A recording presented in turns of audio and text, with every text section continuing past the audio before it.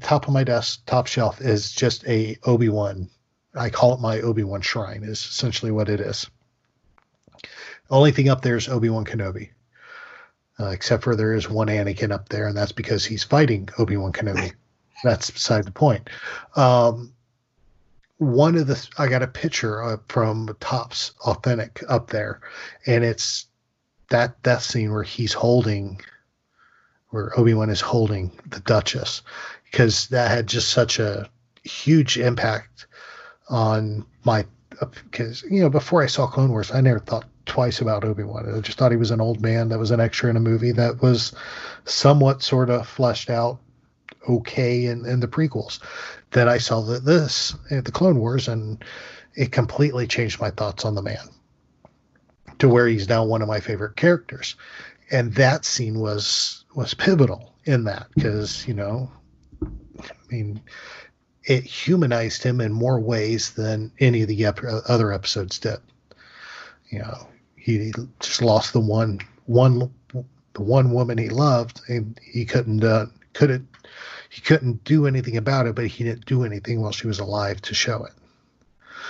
And that was huge. It just made an impact. But then to have Bo throw that in his face, that I hurt for Obi-Wan.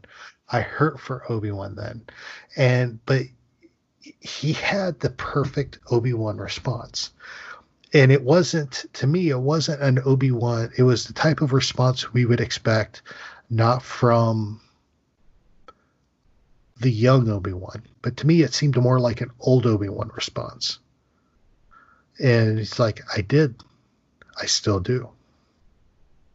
But I can't let this affect my judgment. I got to go with what the council says. And it was very emotional and very well written, but it was incredible.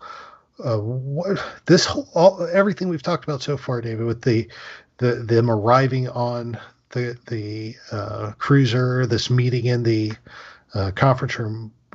What are your thoughts on that? Yeah, I mean, I could really feel the discomfort there between Anakin and Ahsoka. It was that I had that kind of we had a relationship. It's been hurt. It's been broken.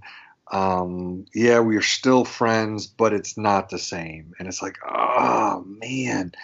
And I have to admit, like with Bo-Katan, I know she throws that in Obi-Wan's face, but I think what I see her doing is she's desperate, and she knows that Obi-Wan and her sister had that relationship, and she's trying to do anything to get help for her people. And so I see why she does it. But I am with you. I do feel bad. The response by Obi-Wan is, in essence, the response that we would like to see in a lot of people in a lot of situations. Can we, even when there's high emotion, can we still use our cognitive skills and make good decisions? It's a big thing we talk about with kids. I do it in my marital work in my office. There's high emotions in marriages, but can we still use that powerful prefrontal cortex to process the emotion and make some good decisions here? I've heard some people talking about that scene right there really shows the contrast between Obi-Wan and Anakin. Here's Obi-Wan saying, I have emotions, I've had attachments to a certain degree, but I'm going to still make sure I try to make my best decisions. And with Anakin, we see the difference.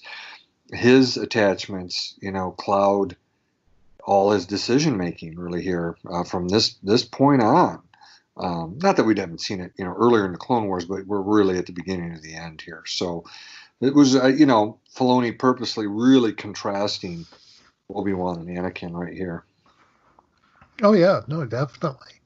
It really is comparing and contrasting them at that point. And I'm glad you brought it up, because that's what I was going to say too. Next was, it was his response is the exact opposite of what we expect from Anakin, or what we get from Anakin, where he thought Obi-Wan is still stepping back from the situation and reserving judgment and thinking things through, where Anakin's the exact opposite. He's off the cuff, and he goes on instinct and doesn't really think a lot of things through beforehand. So great episode so far, and we're only about 10 minutes into a 30-minute episode, and we've been talking for an hour. So there's news in there too. There was news. Yeah, with news in there too. So, yeah. All right. So we're going to keep going. We are going to take a quick break. We will be right back, and we will continue discussing Old Friends Not Forgotten. Welcome back, everybody. We are here still, David and Aaron, and we are discussing Old Friends Not Forgotten. The next scene is of the episode, of course, is a scene that we've seen pictures of, we've seen stills of. It was part of the preview package that was released, and that is, of course, when Anakin takes Ahsoka to the hangar bay, where Rex and the 501st are standing there waiting to see her, and they had all painted their helmets to match Ahsoka's coloring, and with the orange and the white designs. And that's, of course, a very moving scene, because, we have her reunited with Rex, and we have her reunited with the 501st. These are her friends. These are the people that she fought alongside for years as Anakin's Padawan. How did that reunion make you feel, David? Oh my gosh. I'm like, this is another one of the feels, Ahsoka with R2, and now this one. And, I flashed back to Celebration Europe, and, Ashley's sitting there with Dave Filoni, and he's showing her some of the pre-production artwork for these episodes that they didn't know at the time, or maybe Dave did, but, she was in tears when she saw Rex and the 501st having their helmets painted that way. Ashley was emotionally moved. Well, guess what? This many years later, I'm watching the scene, and I'm tearing up because of, in my mind, I can go back to 2008. I see Ahsoka landing on Christophsis, meeting Rex for the first time as a young Padawan.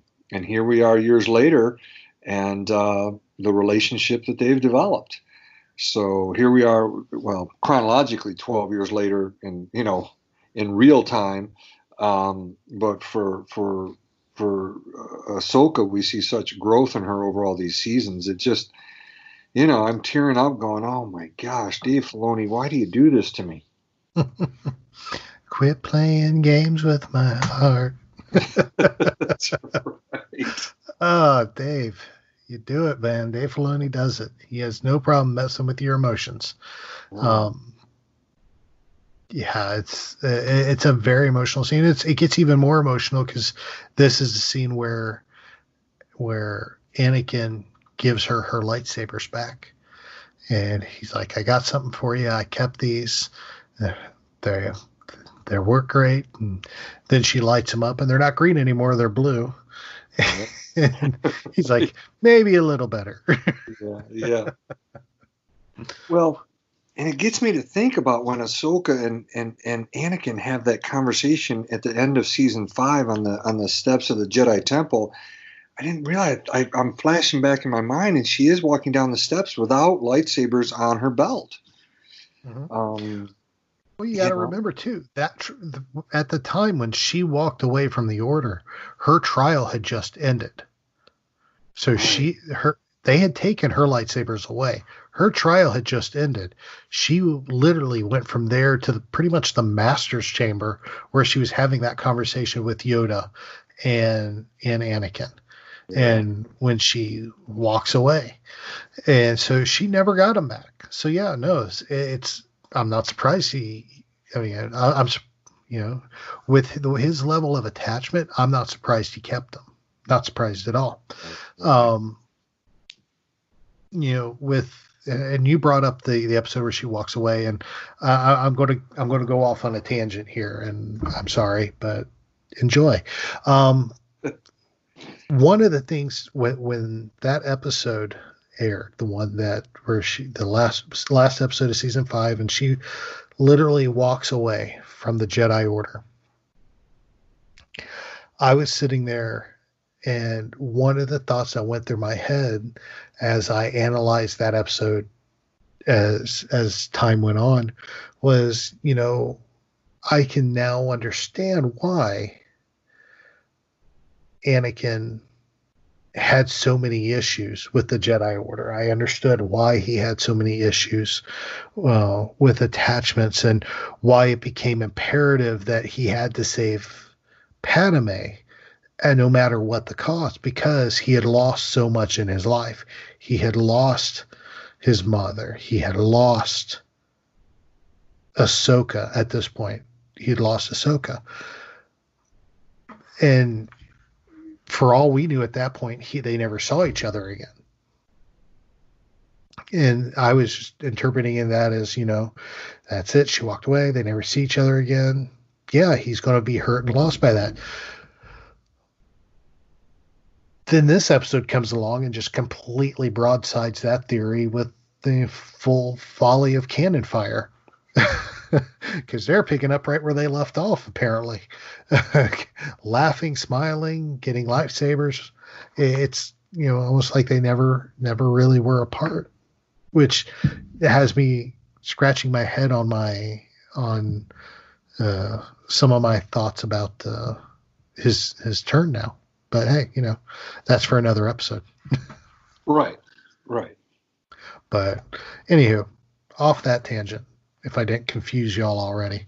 No, you're feeling it. That was a big part of the Clone Wars, is trying to help, like, why does he turn like this in episode 3? So yeah, that's been a big part of the Clone Wars. Oh, absolutely. Yeah. And yeah. So yeah, I mean, but that's something we need to jot down and probably have a huge discussion talking about his turn at some point. That would be a fun discussion once this series is over. But yeah, let's keep going because we still got a lot of episode to talk about. Now, of course, this is also the scene where we find out that the Coruscant is under attack by General Grievous, and that they have to get there. And this is when Ahsoka actually is talking with Anakin and Obi-Wan, and she's like, well, what about we're on our way to we're not going to Mandalore? He's like, no, we're going to Coruscant. And she's like, then Ahsoka goes back to how she was hurt by the Jedi at that point. You could see it because her whole stance changes. Instead of standing there, she gets defensive. She starts crossing her arms. Her whole persona changes. She's like, so we're playing politics now because the Coruscant's on their attack. We got to run back to the Chancellor. This is all political game. But yet there's people dying on Mandalore and we're not helping them. And then she levels that blow where this is why people have lost faith in the Jedi. And that's a statement I think she makes specifically because of the events of the last arc we just watched. Just finished watching. And she's like, it was really a moving thing. And she's like, oh, it's crazy. And she's like, Ahsoka's like, I had to leave in order to remember what our true goal was, which is to help people. And Obi-Wan tries to defend themselves by saying, you know what, we got to help people on Coruscant. The people on Coruscant need our help. And Ahsoka's like, no, you want to help the Chancellor. And it's just that such a change in this reunion at that point, which almost turns a little sour for Obi-Wan and Ahsoka. How did you feel during that exchange, David? Well, right. On the one hand, she's nailing it, and of course we have the advantage of knowing episode 3. We know what Palpatine's about. Anakin and Obi-Wan do not know this. Even Ahsoka doesn't, but you can tell, she's not really pleased with him. Now, there's two two quibbles I have with this episode. I know, shocking,